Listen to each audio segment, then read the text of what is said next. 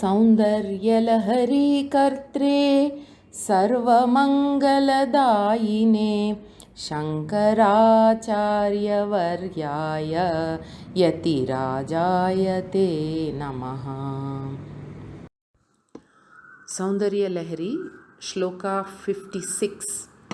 Tavaparne karne japanayana paishunya chakitaha niliyante toye niyatamanimeshaha shapharikaha iyancha shrirbadhachadaputakavatam kuvalayam jahati pratyushe nishicha vighataya pravishati. In this shloka, pada vibhaga is to be done in the first word, tava aparne. Then second line, third word, niyatam animeshaha. Then third line, the third word, srihi baddhachada putakavatam. Srihi baddhachada putakavatam. Now we'll see the anvaya. He aparne tava karne japa nayana paishunya chakitaha shapharikaha animeshaha toye niliyante niyatam iyancha shrihi baddhachada putakavatam kuvalayam pratyushe jahati nishicha vighataya pravishati.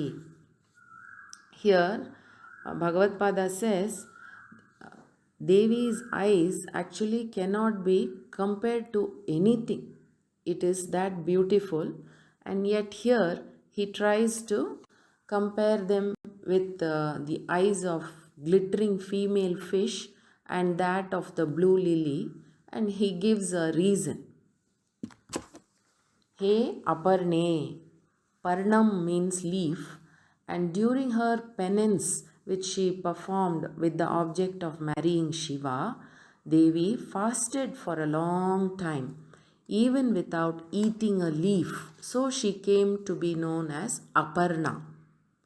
Such a Devi, O Aparna. So as Sambodhana, it is Aparne. Hey Aparne, Tava, your Karne Japanayana Paishunya Chakitaha. Karne Jape means repeatedly telling tales about others or complaining about them close to the ears of another person. Karna Samipam Sadagate Nayane. The eyes which are as though constantly residing near the ears. Paishunyam. Pishunasya bhavaha paishunyam.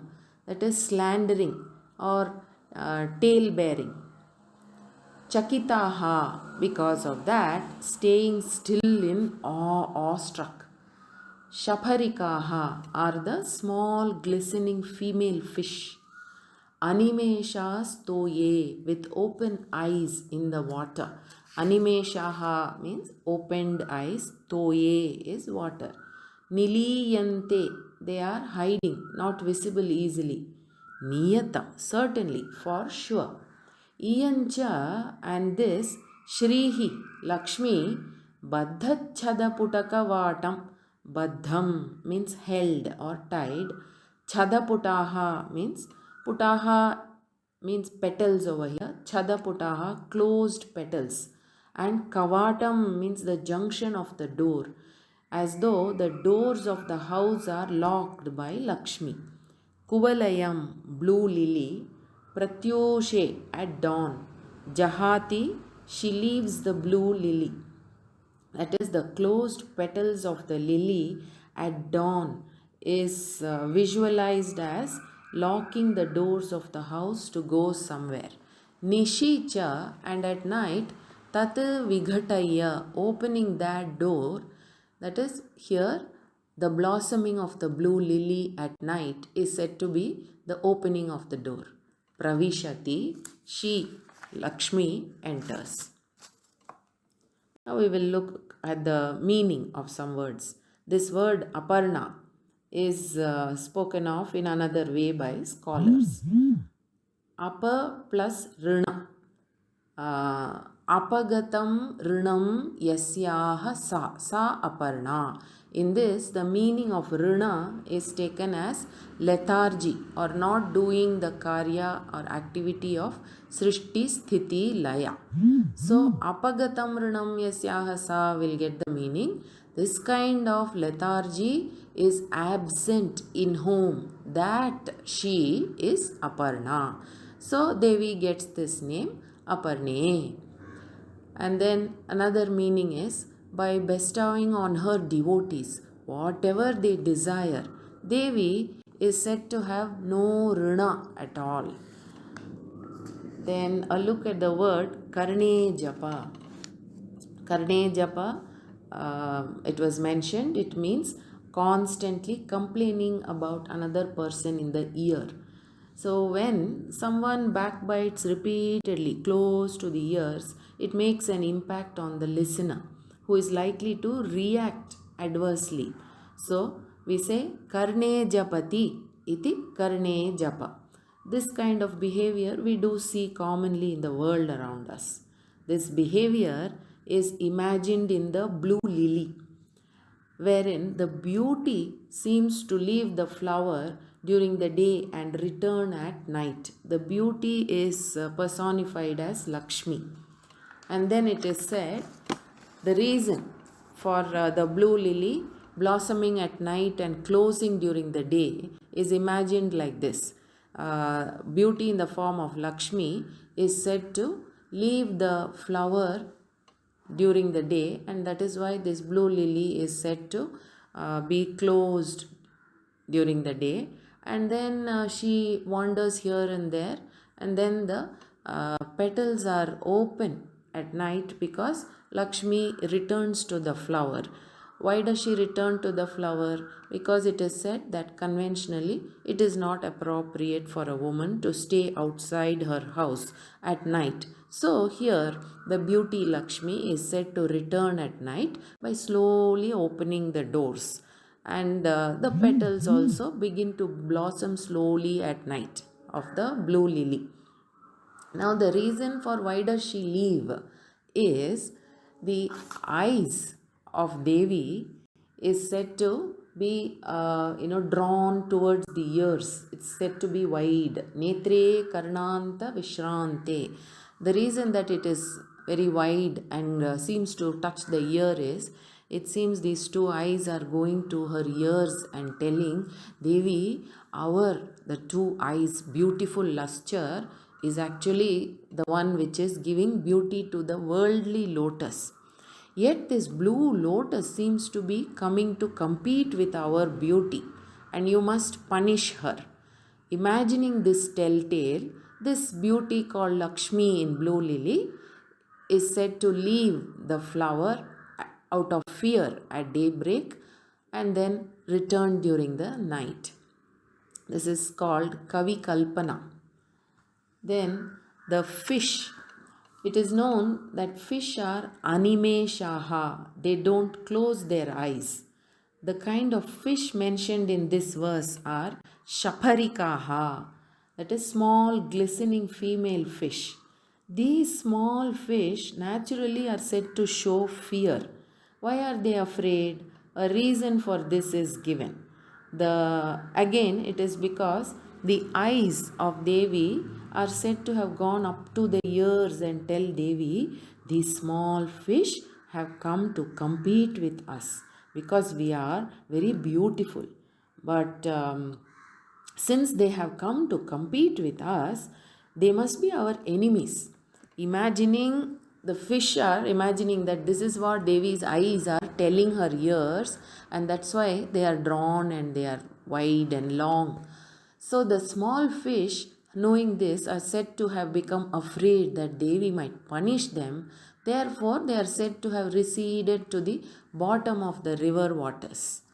Another reason is these fish are afraid, and because of that fear, they are not closing their eyes. Around us in life, we see that those in fear keep their eyes open for some time. In this way, Kavi Kalpana in this shloka is very beautiful for why Devi's eyes have no comparison in the world. Harihi Om. Soundaryalahari Shloka 57. दृशा द्राघीयस्या दरदलितनीलोत्पलरुचा दवीयांसं दीनं स्नपय कृपया मामपि शिवे अनेनायं धन्यो भवति न च ते हानिरियता वने वा हर्म्ये वा समकरनिपातो हिमकरः. In this shloka, look at the second line towards the end. Mam api. And then third line, first word, anena ayam. Last word in the third line, hanihi iyata. Now we will look at the anvaya. He Shive, draghi yasya daradalita neelotpalarucha drisha daviyamsam deenam mamapi kripaya snapaya anena ayam dhanyah bhavati iyata te hanihi na cha himakaraha vane va harmye va samakaranipaatah. Here Devi is addressed as He Shive, means He Mangalaswarupe, O auspicious one, Draghi Yasya, that which is very long and wide. What is very long and wide? Daradalita Neelotpala Rucha.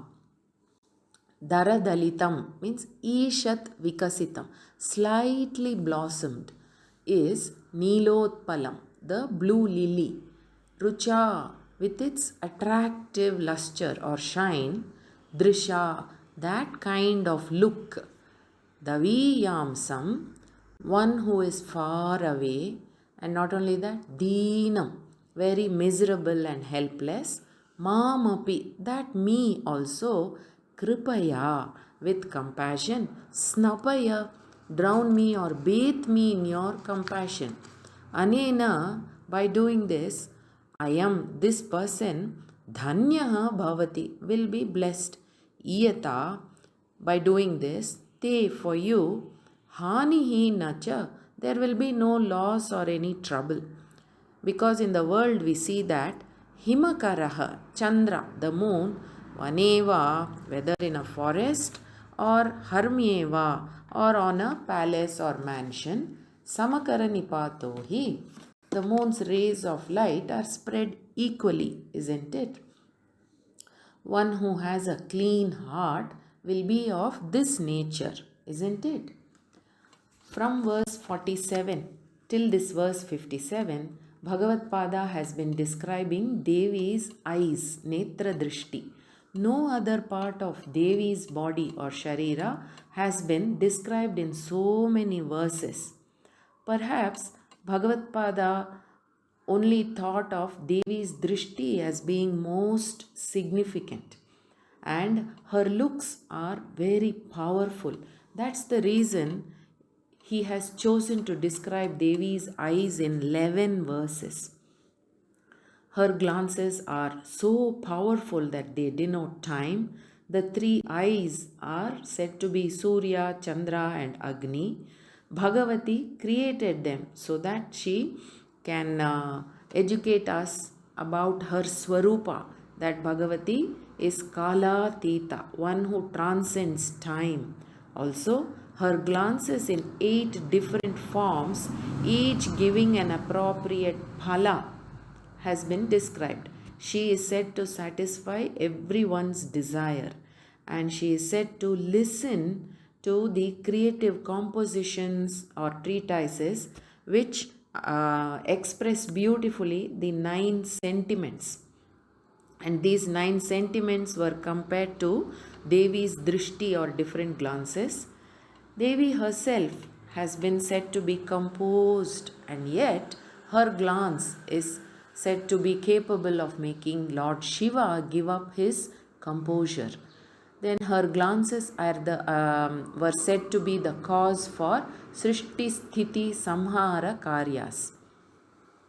Devi directs the look of her red, white, and black hues in the eyes on yogis, bathing them in the confluence of the three sacred rivers, which bestows the status of mukti on the yogis. Then, keeping her eyes open eternally, she is said to be protecting her devotees with her compassionate glances. Such is the greatness of Devi's eyes that there is no comparison in the worldly objects for her looks. This significant, compassionate eyes of Devi is said to be beautiful and wide. So, may this eye of Devi extend its glance on me also, Mamapi, and make me pure, is Bhagavad Pada's prayer in this verse 57. Every word used in this shloka has a very profound meaning. It is common for anyone in Devi's presence to receive a glance from her. Then, why is Bhagavad Pada specially praying for her glance to be directed on him? Perhaps Devi too thought like this. Maybe the same question arose in Devi's mind. That's why Bhagavad Pada says, Daviyamsam, which means, I who am so far away from you. Not only that, I am distressed, helpless, and poor. Deenam Mam. I have been subjected to slander and censure from so many people for such a long time. So please direct your compassionate glance on me also and bathe me with your grace. Mam Kripaya Snapaya. In this way, Bhagavad Pada is praying to Devi with extensive humility. Then look at the word Dragiyasya. Devi, you cannot say that I am very far away from you. That is far away from your sight, because your eyes are so wide and far reaching. So therefore your glance also will be able to spot me. All I am asking for is, look at me once with that eyes of yours. With this beautiful devotional prayer, seeking Divine Mother's infinite grace to be bestowed on all of us who are her children, Bhagavad Pada is concluding his description on Devi's Drishti. Hari Om. Soundaryalahari Shloka 58. Aralam te pali yugalam agarajanyatanaye na kesham adhate kusumashara kodanda kutukam Tiraschino yatra shravanapathamullangya vilasan apangavyasango dishati sharasandhana dhishanam. Padavibhaga is there in the third word of the first line. Pali yugalam agarajanyatanaye. Then look at the second line. Kesham adhate. In the third line, the third word. Shravanapatham ullangya. Now we will look at the Anvaya. He agarajanya tanaye te pali yugalam aralam kusuma sharakodanda kutukam kesham na adhate yatra tiraschinaha vilasan shravanapatham ullangya sharasandhana dhishanam apangavyasangaha dishati. Or you can say apangavyasangaha shravanapatham sharasandhana dhishanam dishati. I'll just repeat the Anvaya. He agarajanyatanaye te pali yugalam aralam kusuma sharakodanda kutukam kesham na adhate yatra tiraschinaha vilasan apangavyasangaha shravanapatham sharasandhana dhishanam dishati. Here Devi is addressed as Agarajanya Tanaye. Agaha means na gachati iti agaha, which is parvata or the mountains, that which is stationary and does not move.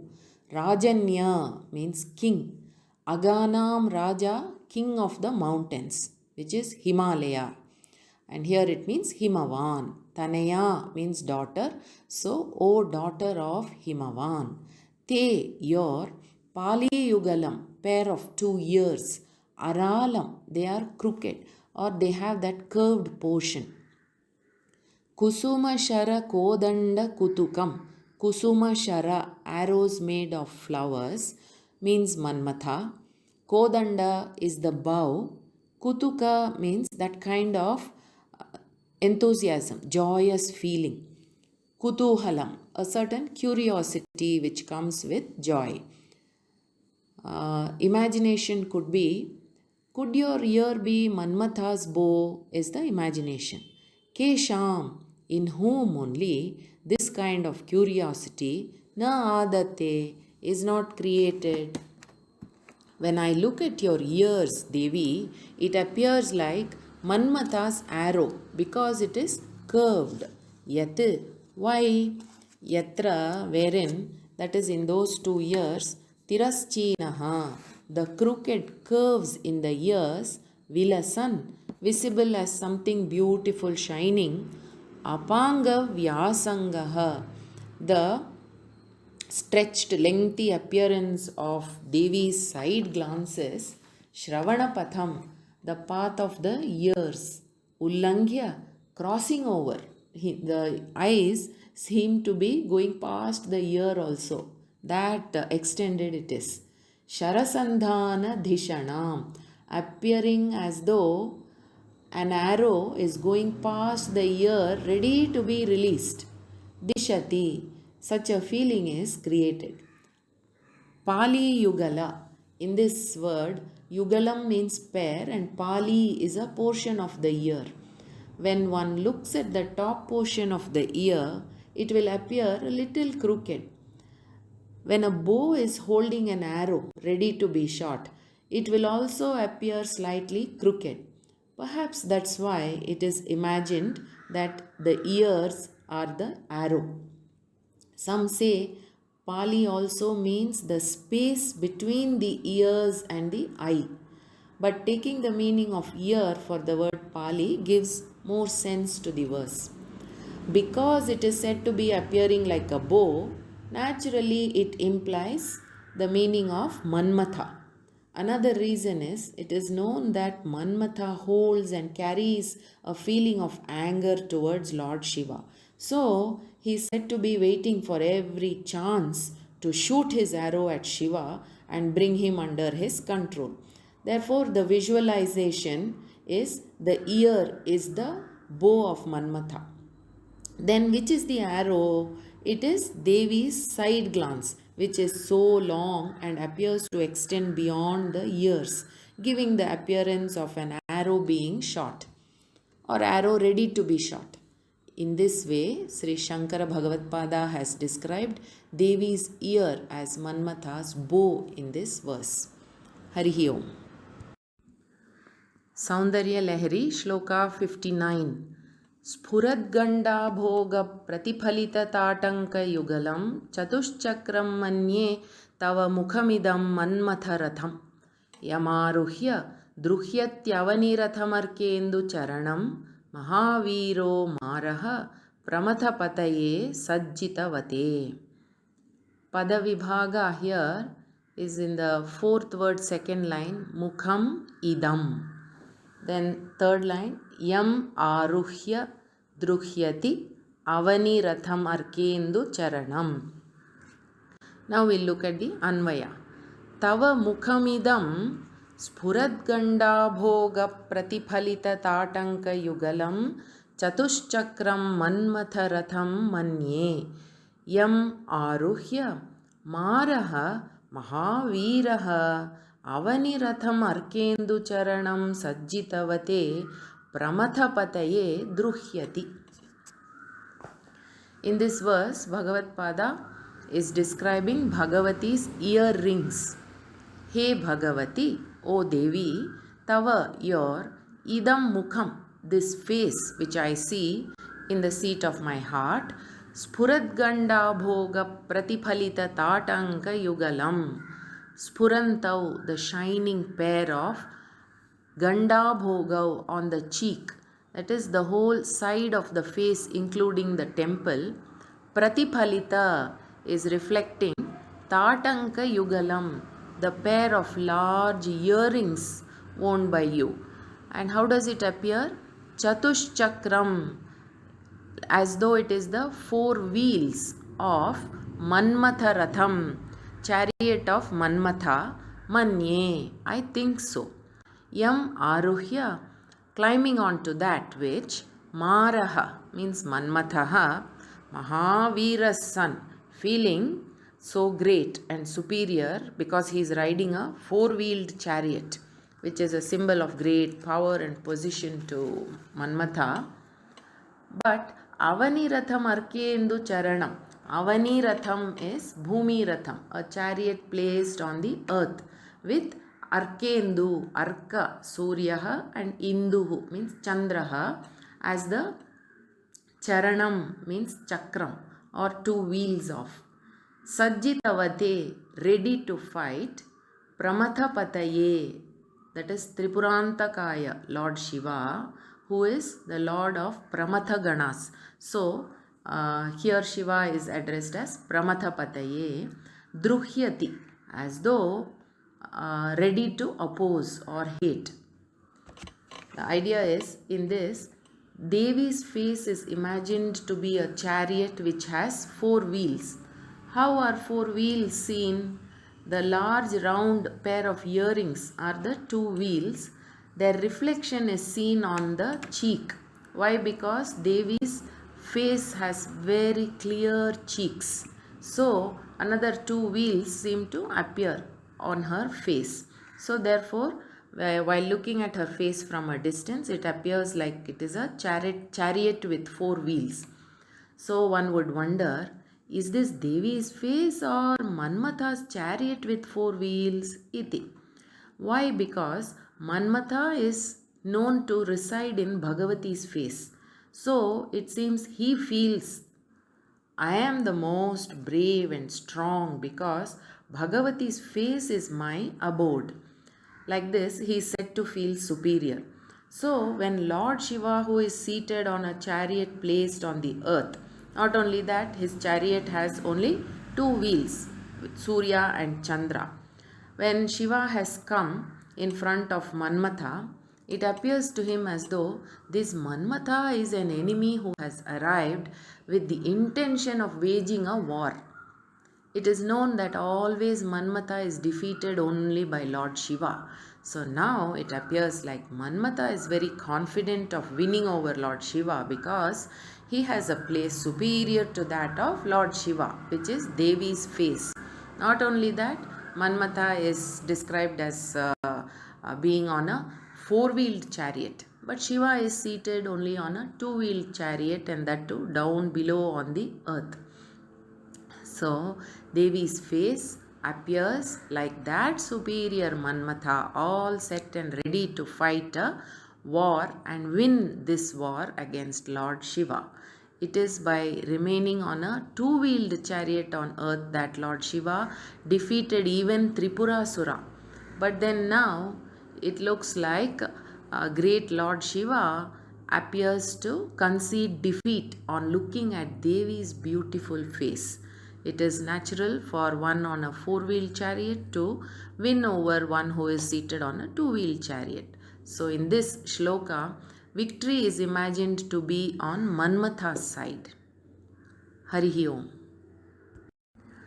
Soundaryalahari Shloka 60. Saraswatya Suktihi Amritalahari Kaushalaharihi Pibantyaha Sharvani Shravanachulukabhyam Aviralam Chamatkara Shlagha Chalita Shirasaha Kundalagano Jhanatkaraistarehi Prativachanamachashta Ivate. Padavibhaga is there in the last word in the second line. Shravanachulukabhyam Aviralam. Then first word last line. Jhanatkaraihi Taraihi. Next word Prativachanam Achashta. Now we will look at the Anvaya. He Sharvani Saraswatyaha te Amritalahari Kaushalaharihi Suktihi Shravanachulukabhyam Aviralam Pibantyaha Te Kundalaganaha Chamatkara Shlagha Chalita Shirasaha Tarehi Jhanatkarehi Prativachanam Achashta Iva.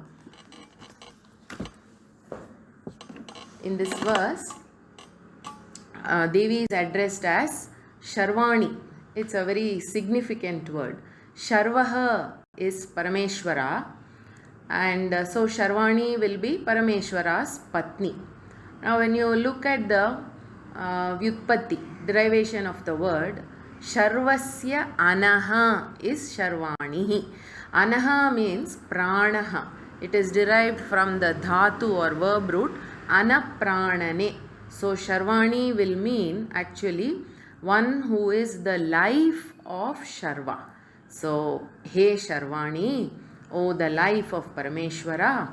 Saraswatyaha. Saraswati is the goddess of learning, governing goddess of any learning. Te, your Amritalahari Kaushalaharihi. Amritalahariyaha, the expanse of waves of nectar. Kaushalahari, and the relish from tasting that nectar, continuing to stay in the mind. That is, the sweetness far excels the taste of nectar. Such suktihi, sweet words. Shravana chulukabhyam. Chulukaha is a hand hollowed to hold the water. Shravana is ear. So the ear is compared to a small vessel similar to a handful. Aviralam, continuously, non-stop. Pibantyaha, drinking or enjoying. In this context, te kundalaganaha, the earrings. Chamatkara shlagha chalita shirasaha. Chamatkaraha is struck with awe at the excellence of something. Shlagha, praising that excellence. That is the intelligent, sweet words uttered by Saraswati, which will move any mind, makes the listener awestruck. And as a result, it is expressed as Chalita Shirasaha. Listening to such wonderful words, Bhagavati is said to have moved her head, expressing the approval of excellence. It is common for us to nod our head when we listen to very good music or some good talk as a gesture of appreciation. Then, Taraihi, loudly, Jhanatkaraihi, the tingle or dangling sound, that is Jhana Jhana, as though saying Om, Prativachanam, echoing Achashta is the sound of the earrings. It appears so. In this shloka, Sri Bhagavatpada is describing Bhagavati's earrings in a different way. Now, one has to visualize Goddess Saraswati is in the presence of Bhagavati, saying some meaningful sweet words very melodiously. And Bhagavati is listening to those sweet words attentively with respect. This is expressed in the verse as one would drink water holding it in the hollow of the palm. Similarly, here the ear is the small vessel, sweet words are the water, and it is said Bhagavati drinks with her ear such sweet words uttered by Saraswati. Shravana chulukabhyam pibantyaha. Bhagavati enjoying listening to Saraswati's talk. And then, how are the words spoken? Amrita lahari, kausha lahari. The sweetness of the words spoken seem to surpass the taste of nectar. In other words, nectar is rendered tasteless in comparison to the sweet words spoken by Saraswati. Just like we say, she stole the show. Like that here, Saraswati's words stole the taste of nectar. Listening to this gave so much joy to Bhagavati, and as though expressing that joy and praising, Bhagavati is said to nod her head. Then her earring also shook and gave a loud sound, Taraihi, as though telling, wow, wow, how sweet are the words. As Prativachanam, words of approval, Om is also said by scholars. Om is expressed as a symbol of acceptance colloquially. In this context, it is as though the hearing said Om in approval. Actually, in ancient days, it was in practice to say Om as a sound of approving some action, the equivalent of what we say now, okay. This subject matter pertaining to the expression of Om is mentioned in Chandogya Upanishad as Tadva etad anuksharam yadhi kincha anujanati Om ityeva tadahesha eva samriddhihi yat anugnya samardhaita havai kamanam bhavati yas tadevam vidwan aksharam udgitham upaste. This Omkara has the character of samriddhi, auspiciousness. Although it is used in the sense of approval, just listening to the sound Omkara will bring about auspiciousness. So here, the movement of Bhagavati's hearing seems to give the sound of approval and also echo Omkara, implying auspiciousness. Then the verse says Bhagavati drank with her ears. If she had drank nectar with her tongue, then through oral words itself she could have expressed the approval of the excellence. But then in this context, because the ears are said to drink, the tongue seems to have taken to silence. Ears cannot talk, and that's the reason it is said that the earrings through their movement spoke the words Om, Om, which denotes auspiciousness. The phala or benefit obtained by those who do Udgita Upasana or Omkara Upasana is they gain Saraswati Anugraha. In other words, Jnana Praptihi. Harihi Om.